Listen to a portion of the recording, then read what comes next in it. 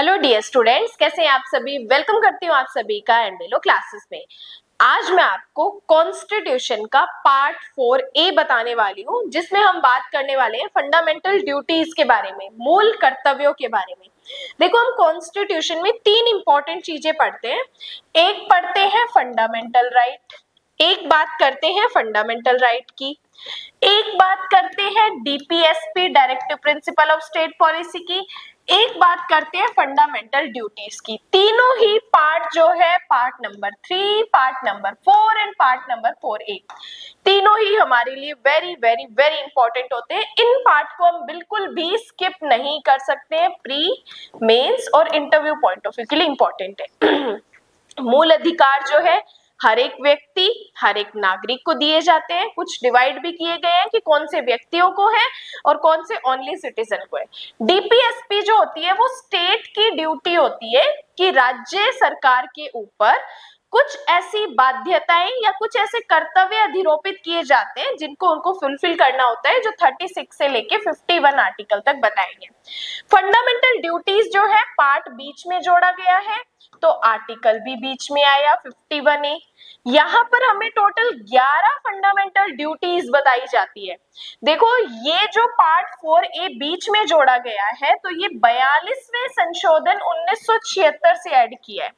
जब कॉन्स्टिट्यूशन हमारा स्टार्टिंग में आया तब ये नहीं था।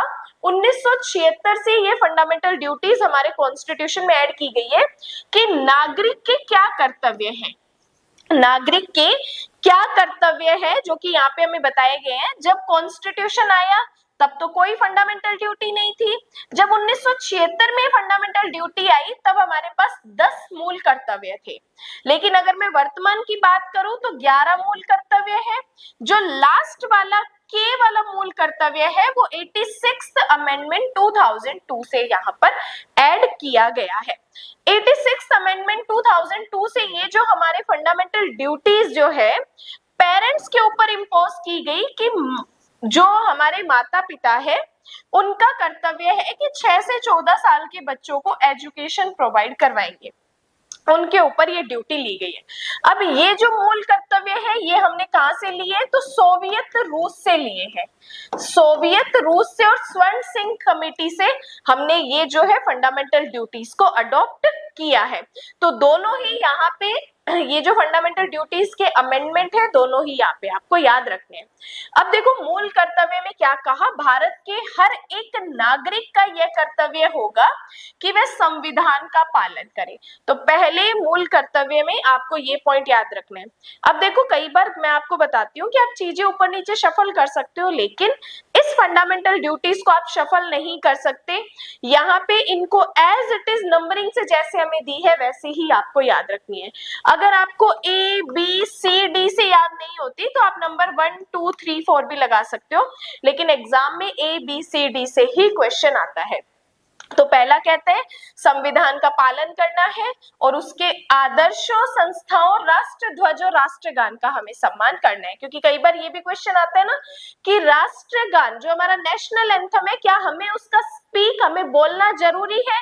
तो बिजू इमानुअल के केस में क्लियर कहा था कि अगर आप राष्ट्रगान के लिए सम्मान में खड़े होते हो तो उतना इनफ है, बोलना जरूरी नहीं है। तो यहाँ पे राष्ट्रगान वाली चीज हमें याद रखनी है। नेक्स्ट कहते हैं स्वतंत्रता के लिए हमारे राष्ट्रीय आंदोलन को प्रेरित करने वाले उच्च आदर्शों को हृदय में संजोए रखना है, उनका पालन करना है। जिन जिन व्यक्तियों ने हमें स्वतंत्रता दिलाने में मदद की है, चाहे वो किसी भी रिलीजन का है, उनका हमें सम्मान करना है, उनको हमें याद रखना है। तीसरा कहता है भारत की प्रभुत्ता, एकता और अखंडता की रक्षा करनी है, उसे अक्षुण्ण रखना है। तो थर्ड में भारत की प्रभुत्ता, एकता और अखंडता की बात की गई है। तो पहले में संविधान की, दूसरे में जिसने स्वतंत्रता दिलाई उसकी, और तीसरे में भारत की। चौथे में हमें कहता है कि भाई हमारा जो देश है उसकी हमें रक्षा करनी है। जब जब हमें हमारे देश की रक्षा के लिए बुलाया जाएगा तब तब हमें जाना पड़ेगा। आह्वान मतलब होता है बुलाना, आह्वान किए जाने पर राष्ट्र की हमें सेवा करनी है। फिर कहता है कि जितने भी भारत में सभी लोग रहने वाले हैं उनमें समरसता और समान भातृत्व की भावना का निर्माण करना है, कि हमें भाईचारे को देखना है, भाईचारे की भावना हर एक व्यक्ति के साथ हमें रखनी है। और इसमें एक इंपॉर्टेंट लाइन है, ऐसी प्रथाओं का त्याग करना है जो स्त्रियों के सम्मान के विरुद्ध हो। ऐसी जितनी भी प्रथाएं हैं जिनसे फीमेल की डिग्निटी पर इफेक्ट पड़ रहा है, उन प्रथाओं को हमें फॉलो नहीं करना, उसका हमें विरोध करना है। नेक्स्ट, हमारी सामाजिक संस्कृति की गौरवशाली परंपरा का महत्व समझना है, हमारी संस्कृति को जिंदा रखना है। प्राकृतिक पर्यावरण की रक्षा करनी है, जिसमें वन, झील, नदी, वन्य जीव सारी चीजें आती हैं, उनका संवर्धन करना, प्राणी मात्र के प्रति दया भाव रखनी है। देन वैज्ञानिक दृष्टिकोण, मानववाद और ज्ञानार्जन को बढ़ावा देना है। गवर्नमेंट प्रॉपर्टी, सार्वजनिक संपत्ति की रक्षा करनी है, हिंसा नहीं करनी। जितनी भी पर्सनल या फिर ग्रुप में एक्टिविटीज होती है उसमें पार्टिसिपेट करना है। और लास्ट वाला कहता है माता पिता और गार्जियन जो है 6 से 14 वर्ष तक के बच्चों के लिए अपने बालक के लिए शिक्षा का अवसर प्रदान करेंगे। इससे पहले भी हमने एजुकेशन के बारे में फंडामेंटल राइट पढ़ा था, आर्टिकल 21 में भी पढ़ा था और 21A में भी पढ़ा था। तो यहाँ पे आर्टिकल 21 और 21A को लिखो और ये इस क्लॉज के साथ लिखो, इसे 86th अमेंडमेंट 2002 से जोड़ा गया। 86 अमेंडमेंट 2002 से जोड़ा गया। तो ये लास्ट वाली हमारी 11वीं है। तो 11वीं क्या है, माता पिता की ड्यूटी है। 10वीं क्या है, गतिविधियां एक्टिविटीज में पार्ट लेना। 9वीं क्या है, पब्लिक प्रॉपर्टी को सुरक्षित रखना। 8वीं है वैज्ञानिक दृष्टिकोण। 7वीं है प्राकृतिक पर्यावरण।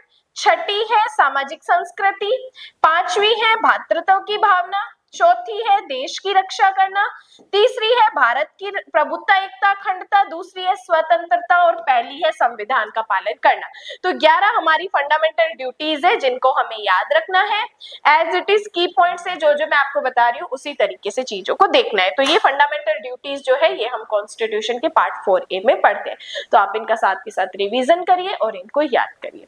आज के लिए इतना ही, धन्यवाद एंड जय हिंद।